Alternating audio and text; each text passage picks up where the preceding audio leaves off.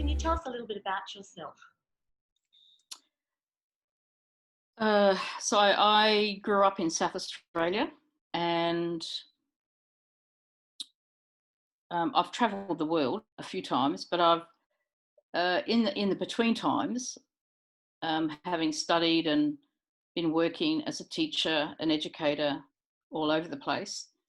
I think probably what's more important here is what my ancestry is in terms of what leads us to the project. So my ancestry is through my mother's father is Wilcannia, which is in New South Wales, Aboriginal camp in New South Wales at the time. Through my mother's mother is the Afghani connection. So that was a connection through Central Australia, where the Afghani cattle drivers intermarried with the Aboriginal communities. So that I have an Afghani Aboriginal connection, and also through my mother's father is an Adnyamathanha man in the Northern Flinders Ranges. So from all of that, I could say I am an Adnyamathanha woman of the whatever the mobs are in Broken Hill and Wilcannia. On my father's side, he didn't come from an Indigenous background, so I won't count that in here. But as a result of knowing that Aboriginal one drop of blood, very, very potent, and however many drops I've got, doesn't matter. The Kimberley law woman said to me 30, 40 years ago now that one drop of blood and you are Aboriginal. So I say that to all the listeners here, that any of you who have a drop of Indigenous blood, then you are Indigenous to that country. And these days we have many bloodlines and songlines running through us, and I think it's an interesting time to have the return of the old ways and the old law to come anew. I didn't know who my mob was as a kid growing up. I just knew that we had a very strong connection to country and to the wilderness in particular. I know how it made me feel, and I've travelled all around this continent, sitting with the elders. I've travelled around the world, but in this continent, I sat with many elders in their country and I was taught by them. And as time's gone by and you go around again and around again, around again, my initiations have been significant, and they get more and more significant the greater that when you get to the next level of knowledge.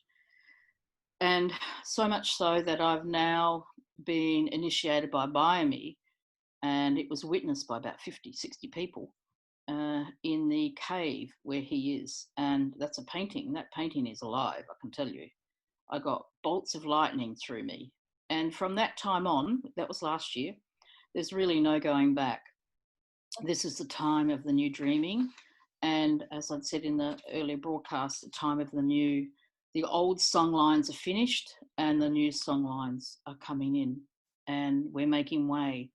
All of us are making way for those new songs to come through. Can I ask you, Auntie, to explain to people that don't understand, what are the songlines and what is their significance to Aboriginal people? Why are they so important to them?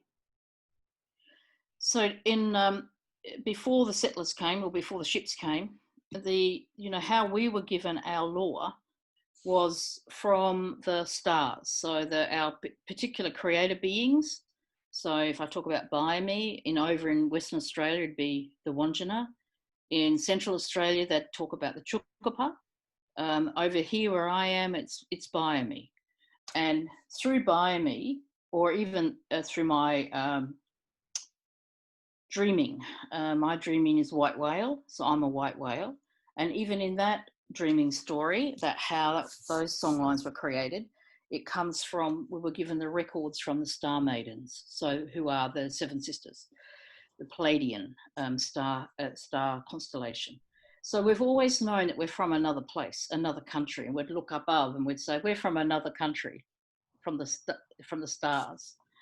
And we were given, each mob was given an area to look after. And in that area, they had to look after everything. They had to keep everything alive. They had to look after, they were given the totems for that area, and they had to make sure that those totems, which were family, had to be cared for. And how the boundaries were created was around energetic frequencies, I expect.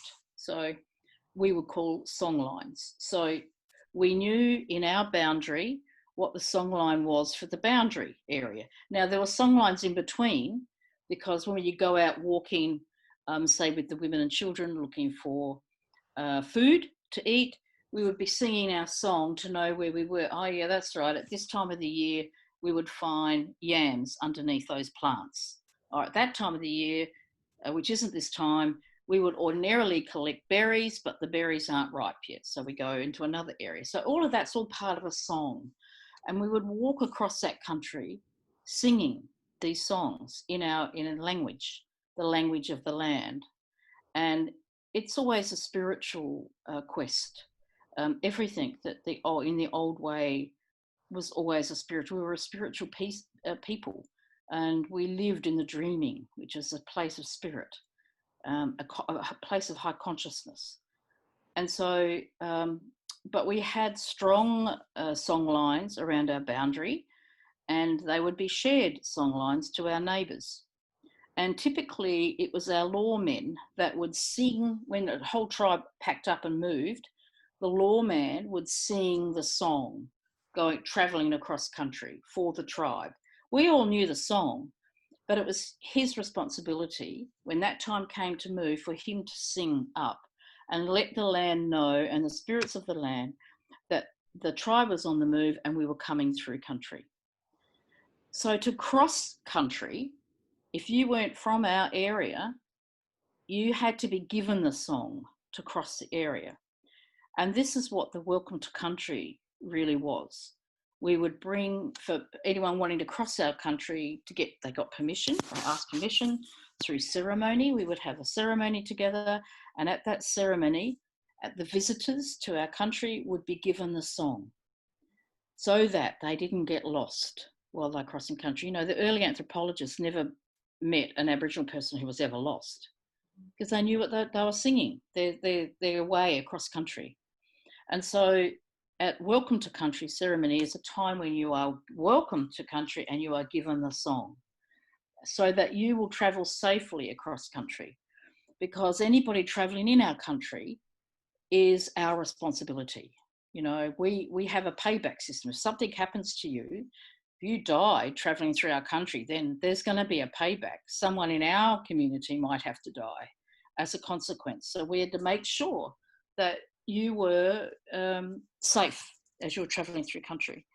And then where the boundaries were together, there's a shared song line. And so there would be ceremony to keep those song lines renewed and clear and clean.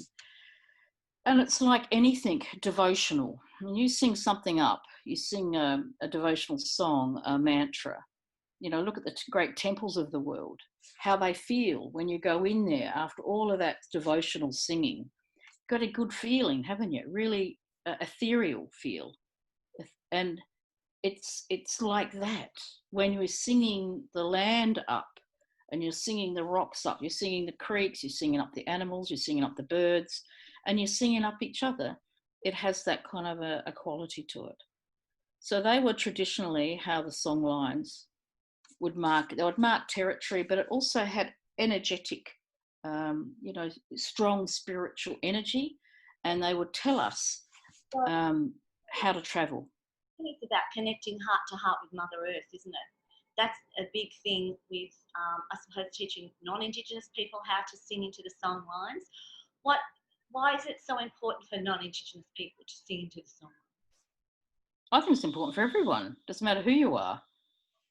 It's important to firstly connect to the Mother Earth, who is your mother. She's our cosmic mother. So she provides everything for us. Where she is not sung up, she withers. She doesn't necessarily die, but she withers, is depleted in energy. Where you sing the place up, it's a vibrancy there. Things are really alive and and they work much more harmoniously and in balance, and with you. So it's a gift, not only you give yourself, but it's a gift you give the mother as well.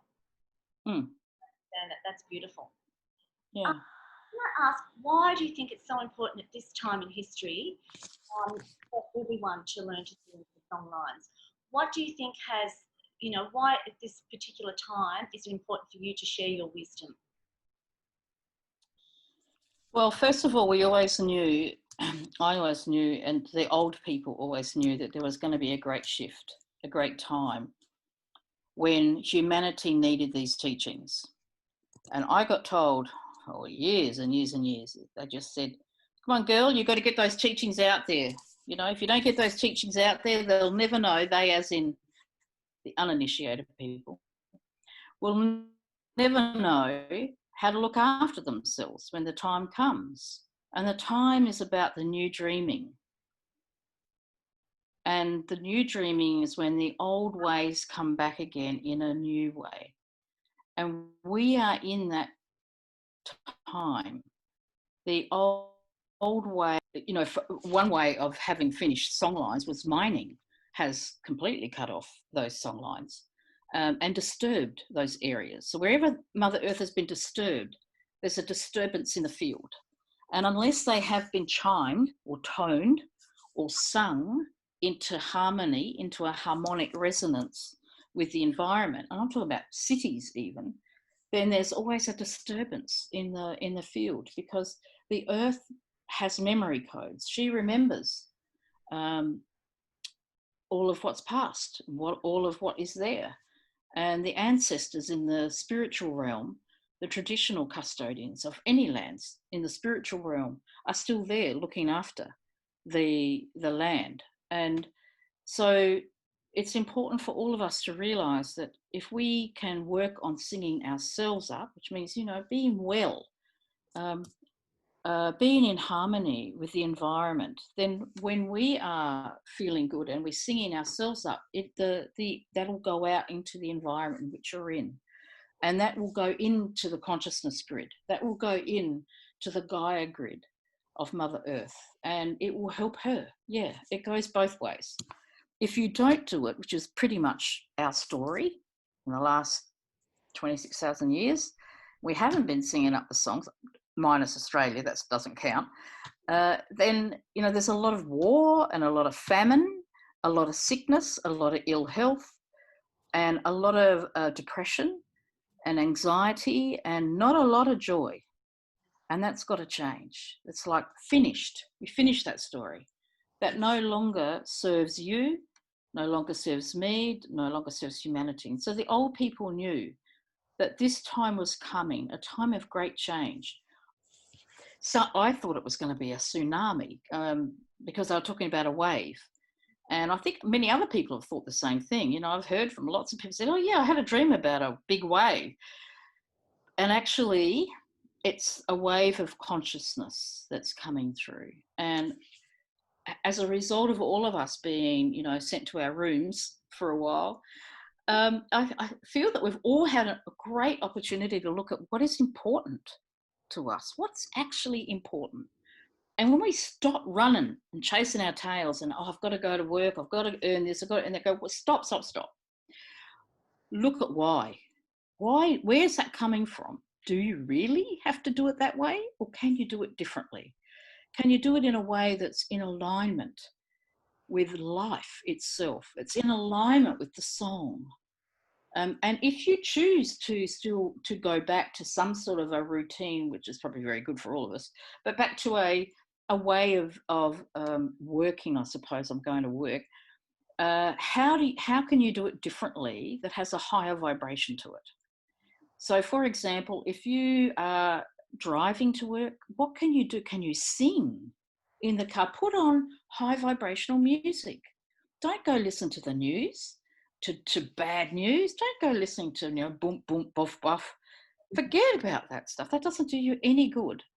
Listen and, look to purchase and listen for, high quality music. And it's of the realm of the solfeggio notes. So the vibration of Mother Earth and all of that natural notes. There is now music available. People have made on those scales. Important for them, yes, to actually raise their vibration by singing. I just want to say that's why it's so important for people to actually find their tone. So at the end of this segment, there's a meditation for people to actually do where they can find their tone, and then we're asking them to record it, grandmother, and to send it into the Global Earth Project at gmail.com so that we can combine them all and make a beautiful harmonic to bless Mother Earth with. And I know Beautiful. You're part of this project. Before we finish up, is there anything else that you'd like to say to anyone as we leave today? I think be mindful of your thoughts, because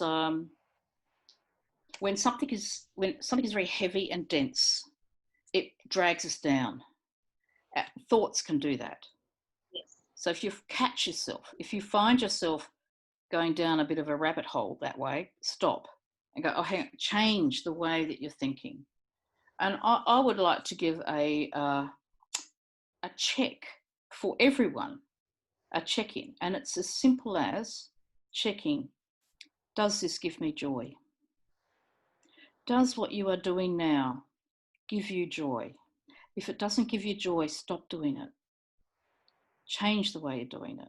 Can you put your mind to it in a different way? What gives you joy? And if you're still trying to work out what gives you joy, go check, does this give me joy? Does talking to you give me joy? Yes. You talking to me give me joy? Yes. Gives you joy, I mean. Anyway, you got what I mean. And what that does is helps lighten all of us up. We feel lighter, and more joy goes around, produces more joy. Well, I want to say, does it give you joy?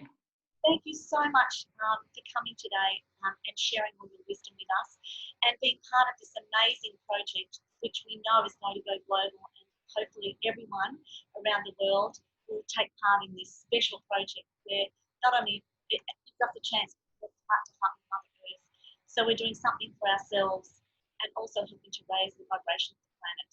So thank you so much for sharing this special time with us today. Excellent. Sing it up and sing yourselves up. Yeah. Fantastic. Good luck. Go well.